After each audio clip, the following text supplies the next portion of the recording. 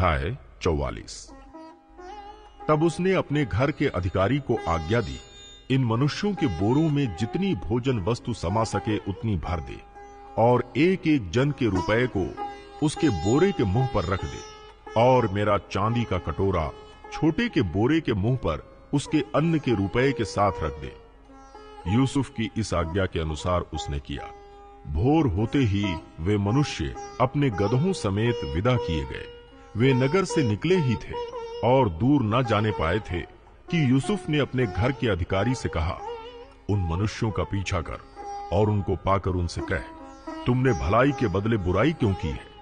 क्या यह वह वस्तु नहीं जिसमें मेरा स्वामी पीता है और जिससे वो शकुन भी विचारा करता है? तुमने यह जो किया है वह बुरा किया। तब उसने उन्हें जा पकड़ा और ऐसी ही बातें उनसे कही। उन्होंने उससे कहा, हे हमारे प्रभु, तू ऐसी बातें क्यों कहता है? ऐसा काम करना तेरे दासों से दूर रहे। देख, जो रुपया हमारे बोरों के मुंह पर निकला था, जब हमने उसको कनान देश से ले आकर तुझे लौटा दिया, तब भला तेरे स्वामी के घर में से हम कोई चांदी या सोने की वस्तु कैसे चुरा सकते हैं? तेरे दासों में से जिस किसी के पास वो निकले वो मार डाला जाए और हम भी अपने उस प्रभु के दास हो जाएं। उसने कहा, तुम्हारा ही कहना सही, जिसके पास वह निकले वह मेरा दास होगा और तुम लोग निरपराध ठहरोगे। इस पर वे जल्दी से अपने अपने बोरे को उतार भूमि पर रखकर उन्हें खोलने लगे। तब वो ढूंढने लगा और बड़े के बोरे से लेकर छोटे के बोरे तक खोज की और कटोरा बिन्यामीन के बोरे में मिला। तब उन्होंने अपने अपने वस्त्र फाड़े और अपना अपना गदहा लाद कर नगर को लौट गए। जब यहूदा और उसके भाई यूसुफ के घर पर पहुंचे और यूसुफ वहीं था, तब वे उसके सामने भूमि पर गिरे। यूसुफ ने उनसे कहा, तुम लोगों ने ये कैसा काम किया है? क्या तुम ना जानते थे कि मुझसा मनुष्य शकुन विचार सकता है? यहूदा ने कहा, हम लोग अपने प्रभु से क्या कहें? हम क्या कहकर अपने को निर्दोष ठहराएं? परमेश्वर ने तेरे दासों के अधर्म को पकड़ लिया है। हम और जिसके पास कटोरा निकला वह भी, हम सब के सब अपने प्रभु के दास ही हैं।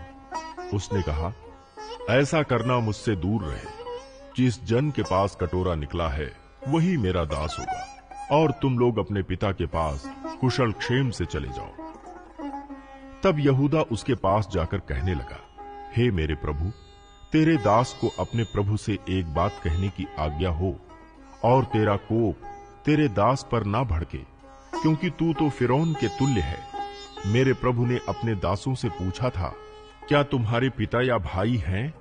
और हमने अपने प्रभु से कहा, हाँ, हमारा बूढ़ा पिता है और उसके बुढ़ापे का एक छोटा सा बालक भी है, परंतु उसका भाई मर गया है, इसलिए वो अब अपनी माता का अकेला ही रह गया है और उसका पिता उससे स्नेह रखता है।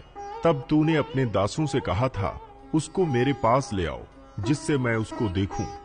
तब हमने अपने प्रभु से कहा था, वो लड़का अपने पिता को नहीं छोड़ सकता, नहीं तो उसका पिता मर जाएगा। और तूने अपने दासों से कहा, यदि तुम्हारा छोटा भाई तुम्हारे संग ना आए तो तुम मेरे सम्मुख फिर ना आने पाओगे। इसलिए जब हम अपने पिता तेरे दास के पास गए, तब हमने उससे अपने प्रभु की बातें कही। तब हमारे पिता ने कहा, फिर जाकर हमारे लिए थोड़ी सी भोजन वस्तु मोल ले आओ। हमने कहा, हम नहीं जा सकते। हाँ, यदि हमारा छोटा भाई हमारे संग रहे तब हम जाएंगे, क्योंकि यदि हमारा छोटा भाई हमारे संग ना रहे तो हम उस पुरुष के सम्मुख ना जाने पाएंगे। तब तेरे दास मेरे पिता ने हमसे कहा, तुम तो जानते हो कि मेरी स्त्री से 2 पुत्र उत्पन्न हुए, और उनमें से एक तो मुझे छोड़ ही गया, और मैंने निश्चय कर लिया कि वो फाड़ डाला गया होगा, और तब से मैं उसका मुंह न देख पाया। अतः यदि तुम इसको भी मेरी आंख की आड़ में ले जाओ और कोई विपत्ति इस पर पड़े, तो तुम्हारे कारण मैं इस बुढ़ापे की अवस्था में शोक के साथ अधोलोक में उतर जाऊंगा। इसलिए जब मैं अपने पिता तेरे दास के पास पहुंचूं और ये लड़का संग ना रहे, उसका प्राण जो इसी पर अटका रहता है, इस कारण ये देख के कि लड़का नहीं है, वो तुरंत ही मर जाएगा। तब तेरे दासों के कारण तेरा दास, हमारा पिता जो बुढ़ापे की अवस्था में है, शोक के साथ अधोलोक में उतर जाएगा। फिर तेरा दास अपने पिता के यहाँ ये कह के इस लड़के का जामिन हुआ है, यदि मैं इसको तेरे पास न पहुंचा दूं, तो मैं सदा के लिए तेरा अपराधी ठहरूंगा।